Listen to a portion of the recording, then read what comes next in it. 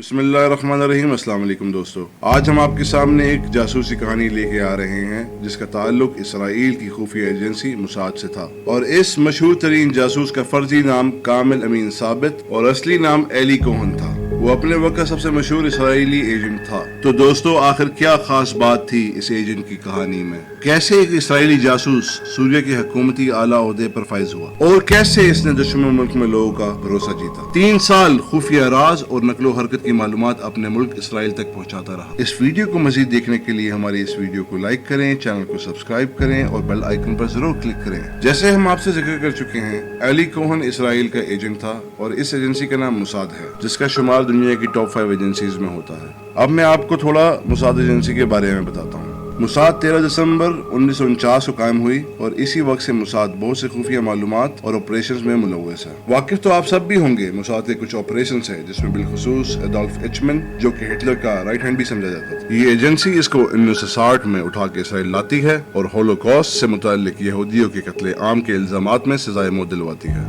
ایک اور operation Munich Olympic میں اسرائیلی کھلاڑیوں کا قتل عام۔ اس واقعے پر ایجنسی خاموش رہی، لیکن کچھ ہی عرصے میں ایجنسی نے آپریشن شروع کیا اور ایک ایک قاتل کو ڈھونڈ کر قتل کیا، خواہ اس میں 20 سال ہی کیوں نہ لگ گئے ہیں۔ اب آتے ہیں ایجنٹ ایلی کوہن کی کہانی پر۔ اس کے والدین سیرین یہودی تھے اور وہ مصر میں رہتے تھے، اور جیسے ہی 1948 میں اسرائیل کا قیام ہوا، وہ وہاں ہجرت کر گئے۔ ایلی کوہن انجینئرنگ ڈگری مکمل کرنے کے لیے مصر میں ہی رہا، لیکن مصر میں بھی یہودیوں کا رہنا مشکل ہو گیا تھا، تو ایلی 1956 میں اپنے والدین کے پاس اسرائیل چلا جاتا ہے، اور اسرائیل پہنچ کر ایلی نے عراقی یہودن جس کا نام نادیہ تھا، اس سے شادی کی اور ان کے 3 بچے ہوئے۔ اس کے بعد ایلی کوہن نے کام تلاش کرنا شروع کیا، اور 1957 میں اسرائیلی فوج میں کاؤنٹر انٹیلیجنس اینالسٹ کی نوکری مل جاتی ہے، اور کچھ عرصے بعد ایلی کوہن اس نوکری سے تنگ آ کر یہ نوکری چھوڑ دیتا ہے، اور پھر اسرائیل کی خفیہ ایجنسی موساد میں اپلائی کرتا ہے، لیکن ریجیکٹ ہو جاتا ہے۔ پھر 1960 میں موساد کا ڈائریکٹر میر احمد کسی خاص ایجنٹ کی تلاش میں ہوتا ہے، جس کو وہ دمشق بھیج سکے اور سوریہ میں کسی سرکاری عہدے پر فائز کر سکے، اور اس لیے ایلی کوہن کی ریجیکٹڈ فائل کو ریویو کے بعد اپروو کرتا ہے۔ اب وہ وقت آتا ہے کہ ایلی کوہن کی 6 ماہ کی ٹریننگ شروع کر دی جاتی ہے۔ ٹریننگ کے ختم ہو جانے کے بعد ایلی کوہن کو ایک سوریہ کا پاسپورٹ دیا جاتا ہے، اور اس کی پہچان ایک بزنس مین بتائی جاتی ہے جو کہ ارجنٹینا میں زندگی گزار رہا تھا۔ تو دوستو، ایلی کوہن اسرائیل سے زیورخ کا سفر تو اپنے اصلی پاسپورٹ پر ہی کرتا ہے، لیکن زیورخ میں وہ پاسپورٹ بدل کر سیرین پاسپورٹ سے ارجنٹینا کا سفر کرتا ہے، اور اب ایلی کوہن کا نام تبدیل ہو کر کامل امین ثابت ہو جاتا ہے، اور پلان کے مطابق ارجنٹینا میں ایک بزنس مین کی حیثیت سے رہنے لگتا ہے۔ وہ اپنے گھر پر شہر کی مشہور ترین محفلیں سجاتا ہے، جس میں اعلیٰ حکومتی شخصیات شریک ہوتی ہیں، اور انہی محفلوں کا فائدہ اٹھا کر خفیہ معلومات اکٹھی کرتا تھا۔ سب سرکاری افسران کھلم کھلا اپنے کام کے بارے میں گفتگو کرتے تھے۔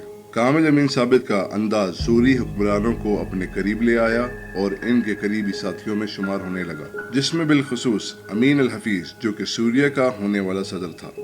1962 میں کامل امین ثابت، جو کہ ایک اسرائیلی جاسوس تھا، ایک سوری بزنس مین کی مدد سے دمشق کا سفر کرتا ہے۔ ثابت دمشق میں ایک سیاسی جماعت جوائن کرتا ہے جس کا نام بات تھا، اور پھر 1963 میں بات پارٹی کی مدد سے سوریہ بغاوت کے نتیجے میں امین الحافظ کو صدر بنا دیا جاتا ہے، جو کہ کامل امین ثابت یعنی جاسوس سے قریبی دوستوں میں شامل ہوتا تھا۔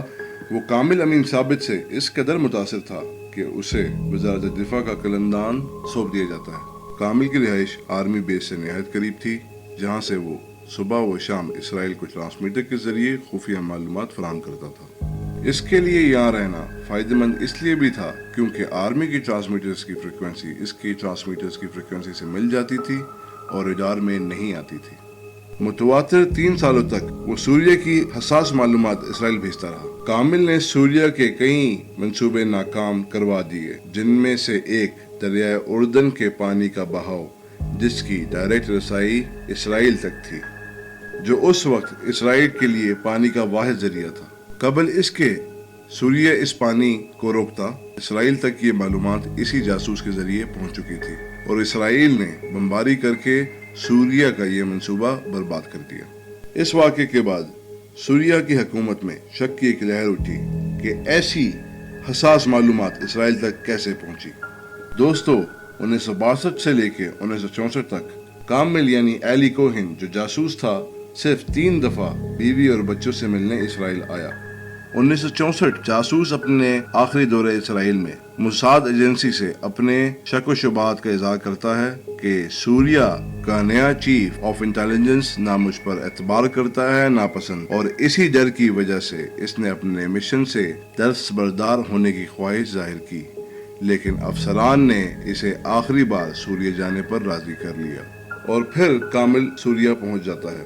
لیکن دوستو، کامل کا شک صرف شک ہی نہیں تھا بلکہ سوریا کی حکومت کا غدار کو پکڑنے کا بھی اقتدام تھا، جس سے کامل بھی ناواقف تھا۔ جنوری 1965 میں غدار کی تلاش میں سوریا کی ملٹری نے پیریڈ آف سائلنس امپوز کیا، جو کہ مددگار ہونا تھا غدار کو تلاش کرنے کے لیے۔ جدید روسی آلات کا استعمال کرتے ہوئے تمام آرمی کے ٹرانسمیٹرز پیریڈ آف سائلنس یعنی بند کر دیے گئے تھے، لیکن ایک ریڈیو ٹرانسمیٹر ابھی بھی ٹرانسمیشن جاری رکھے ہوئے تھا۔